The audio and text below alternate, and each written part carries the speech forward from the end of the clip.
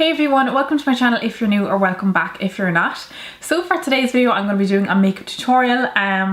Not totally sure what it's going to turn out like, but I know that I want to try these two Kiko cream eyeshadows. One is in the number 6, one is in the number 7, and they're called Cream Crush, and one is like a coppery shade and one is like a deep like khaki green. I picked these up while I was in Lanzarote. I just got back earlier this week. I'm filming this on a Thursday and we arrived back on the Monday, so hence the darker skin tone. If you're not new to my channel, you might notice that I'm a little bit darker, and that is why. So I picked these up while I was over there. I also picked up a few other Kiko bits, and I will have a blog post on those. I'm not sure if it'll go up before or after this, but I will link it down below whenever it does, just in case you're interested in what other Kiko products I picked up. So these will be the basis for the eye look, and we'll just go from there. So I'm starting with my Urban Decay Primer Potion in the anti-aging formula, but it's just clear like the original. And I'll just blend that in with my ring finger. So I'm going to start with Cream Crush number 6, which is like a deep bronzy coppery shade. And let me find some synthetic brushes. I love this brush, the Real Techniques shading brush. At first when I got it I didn't like it, just because I mainly use powder eyeshadows, but for working with creams it is just perfect because it's that little bit thicker and a little bit fluffier that you can blend with it too.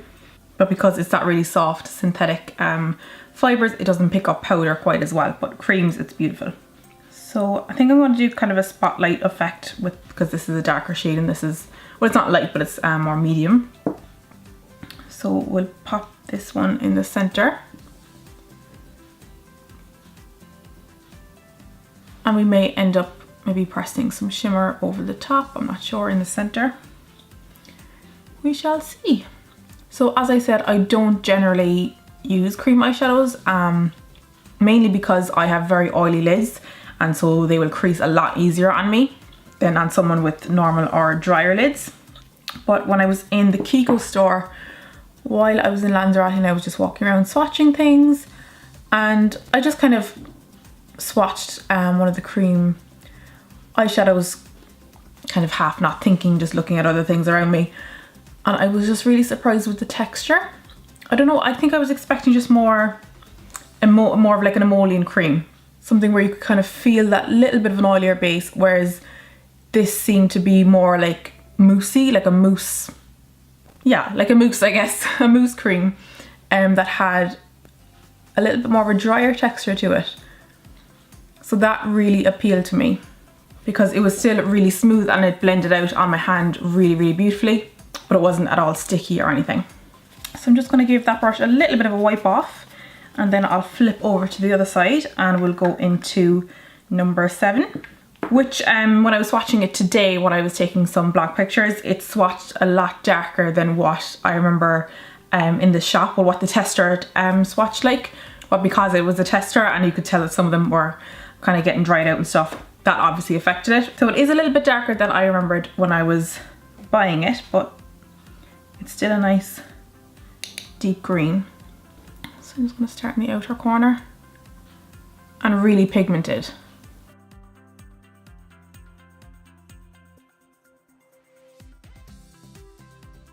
Small amount really does go a long way with this colour anyway, certainly. And I'm going to wrap that around into the crease. And before I go any further with that, I'm just going to go back into the number 6 shade, and I just want to bring it out a little bit further this way because I came in a little bit farther than I wanted on the outer corner, because I will bring that dark green into the crease as well. I don't want it to nearly cover the whole eye. I just want a little touch on the corner of the lid and have more of that coppery shade on the lid. Alright, so then I'm going to start building up that colour in the crease.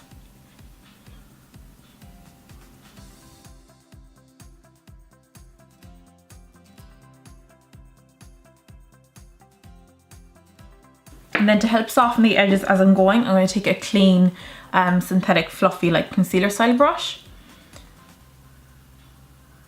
and just use that to diffuse those edges.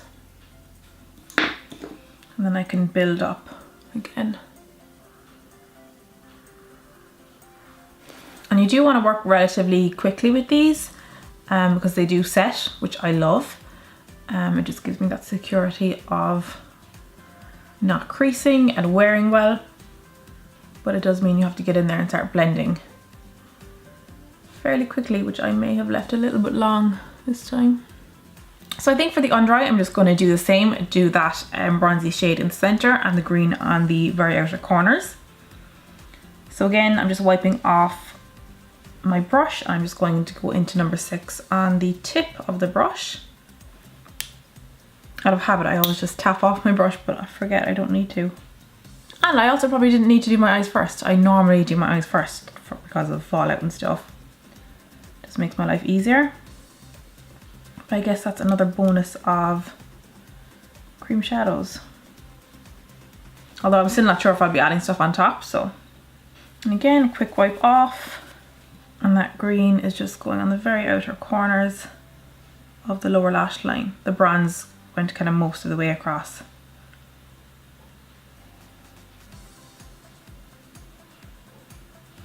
So we're looking super grungy, which I really like. So I'm really happy with those colours, the pigmentation, how they set.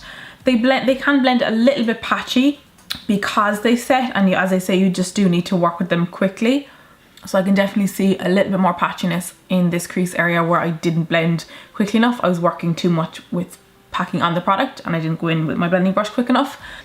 This side is better, but still a little bit patchy, but I don't really mind too much. This is kind of a grungy kind of look, so I don't think it needs to be too polished. So yeah, I'm going to add a little bit of a gold just to the very center to make that spotlight pop a little bit more. But I think this is a really cool grungy look, really quick and easy, just using 2 cream eyeshadows, and as I say, it can be done with your face makeup on. It's not messy at all. So I think I'm just going to go in with my pinky and take up some of this. This is the L'Oreal Color Riche in 500 Gold Mania. I get confused because it says 500 Lumiere on the front. I don't know. Lumiere or Gold Mania. And I'm just going to pat that in the very center. And then just use the brush just to blend those edges. And then I kind of want to grab a green and just dust over the crease just to even out any patchiness, or see if I can. So I'm going to go into the Jaclyn Hill Morphe palette and take the super dark green down here. It still really bothers me that the insert with the names didn't come in the palette, or in my palette anyway. So I just want to pick up a little bit of shadow, so I am going to use the same brush I was using to blend out the edges of that cream, something that is synthetic and nice and fluffy, which normally I might avoid when using a powder eyeshadow because normally I'd want to pick up more product, but for today I just want to kind of dust it over. We'll see how it goes anyway. So I'm just really gently tipping it in, and I'm just going to see how much that gets me.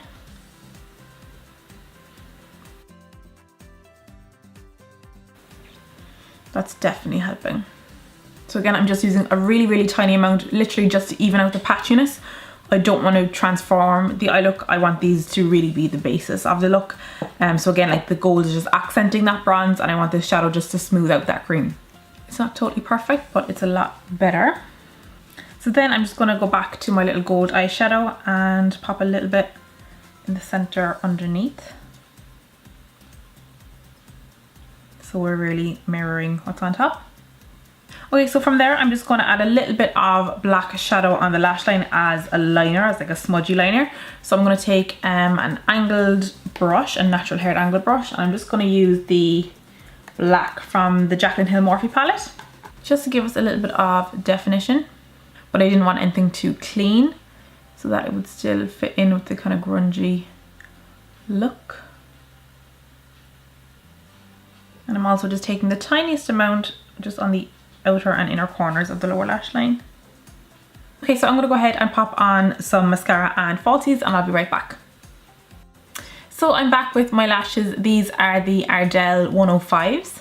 And I'm still not completely sure if I'm finished with the eyes or not yet, but I think I'll have to just move on with the face to see that. So I'm going to head to the brows, and use my NYX Micro Brow Pencil in the shade Espresso. So I just start by really colouring in any kind of obvious gaps in my shape. And then I'll go in with hair strokes, hair-like strokes.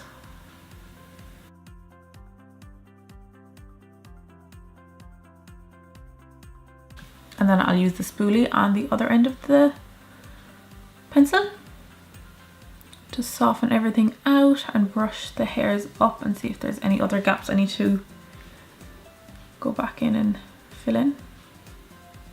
I just feel like it's a really nice, quick and easy way of doing my brows with the pencil like this. This one is always easier than this one though. So I'm going to move on to the face, and I'm going to go straight in with foundation. I'm not going to be wearing this for a long period of time. It's 8:10 in the evening right now, so I don't need something that's going to prevent creasing or anything like that. So I'm going to go straight in with foundation, and I'm just going to mix the Kat Von D Lock-It Tattoo foundation with the Flormar Matte Touch foundation, and hopefully I'll make a shade that somewhat matches, because I don't really have a foundation in my current colour. The last few days of holidays I was wearing the Kat Von D Lock-It with this Shiseido powder over the top to kind of correct the undertone, but this is the darkest foundation that I own, so we'll see. I'm just hoping to correct the undertone a little bit with the Flormar. Just a little bit of makeup experimentation. They're both full coverage foundations though, so that's good. I'm just going to mix it on the back of my hand with my finger. Oh, that looks okay, I think. We'll see. We shall see. And a brush would be handy. This is the Real Techniques buffing brush. That looks good. Good to know. I haven't really tried to wear foundation since I've come back, so this really was an experiment. I like how these work together as well, the formulas, because even though they're both matte, the Flormar can sometimes move a little bit too much and the Lock-It can be a little bit too drying. So I'd have to wear test this mixture really, but it feels nice going on. It's weird how different a foundation could look when it's on. Like when I was doing that in my hand, it looked way too light, but I guess my hands and arms are darker than my face and neck. And then I'm going to take a little bit of my MAC Pro Longwear Concealer in NC30. Just a touch. That could be too light. Yeah, I think that's a touch too light, but we'll go over with a coloured powder.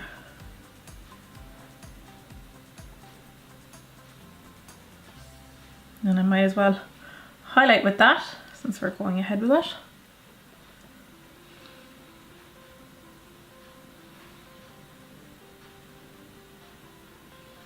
And I'm blending that in with my foundation brush. Yeah, that looks a lot better now that I've gone over it with my foundation brush and it kind of melted the colours together. So then I'm just going to use the remnants of this tiny little powder that I mentioned in my travel makeup bag video. It's from Shiseido.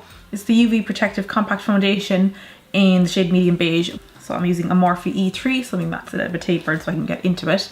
And I hit pan while I was over there and then made a really good dent in it because I was using it so much.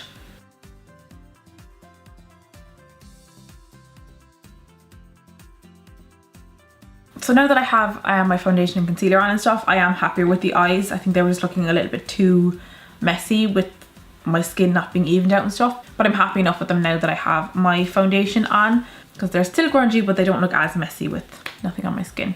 But I will just take that brush that I was using to blend the edges, and whatever is left on that brush, I'm just going to run under the eye, just to make sure that not too much of the colour was removed with the concealer and the blend wasn't removed, so it's still more kind of diffused under there. Although I think I would like to add a little bit of an inner corner highlight, just like a tiny little bit. Will I go back in with that same gold? Okay, we'll try that. we shall try that.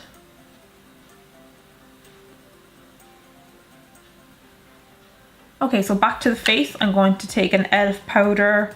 This is in Cocoa. It's just e.l.f. pressed powder. I've had this for ages, so I'm not sure, but it's a darker shade that I don't tend to reach for. But now that my skin is a bit darker, this might work well.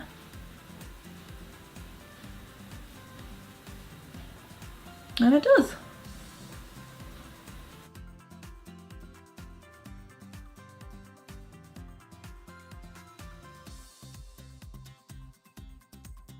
For blush, I'm going to use one of the blushes again that I took with me in my travel bag. This is Inglot's number 40 face blush. I was talking about how I never really used it and I thought it would go well with a darker tan. And it did. I really liked it.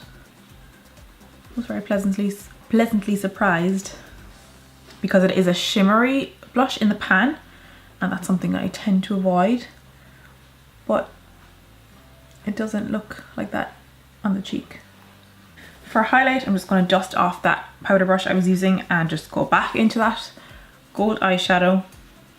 This was one that I was using as a highlight on holidays.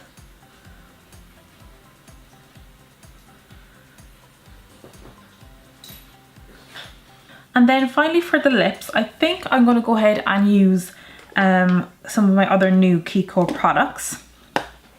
I have a Kiko pencil, the 301 Soft Precision pencil, and it's another thing that's I think has been discontinued because I couldn't find it anywhere in the Kiko shop. I wanted to get a backup because I love it so much. So I ended up getting a few different like brownie, nudie lip liners. So this is the Kiko Smart Fusion lip pencil in the shade 533.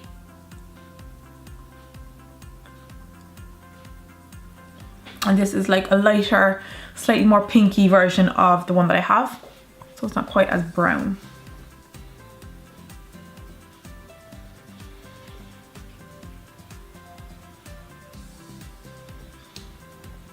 So I've just lined and then lightly filled in the whole lip with that colour. It's a really nice natural shade. And then I will use this lip gloss pencil in number 11. Which again is a nice nudie shade. I do have some like little mini glossy crayons from Tarte, I believe, and I find them very handy for something quick and on the go. And I wanted something like that in a nice nudie everyday shade. So I do have some matte ones, but I feel like they can be a little bit more of a look. That said, this is a bit of a look. I like it. I like how cool tone that turned out. It's kind of cool looking. Get it? Kind of cool looking. Yeah, I think we're done. That is the finished look. And thank you so much for watching, guys. I really do appreciate it as always. If you did enjoy the video, just give it a thumbs up by clicking the like button that's down below. That lets me know that you like this kind of videos and it really helps me out a lot. And you can subscribe if you want to see more videos from me if you haven't already and if you'd like to, of course. As always, I will have a product and brush list with links on my blog and that will be linked down below in the description box. So thanks again, guys, and I will see you on the next one. Bye.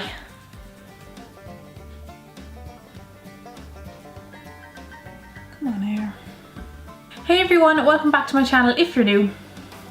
That doesn't make any sense. It's not totally perfect, but it's a lot better. Just to give us a little bit of definition. So this colour makes your teeth look whiter.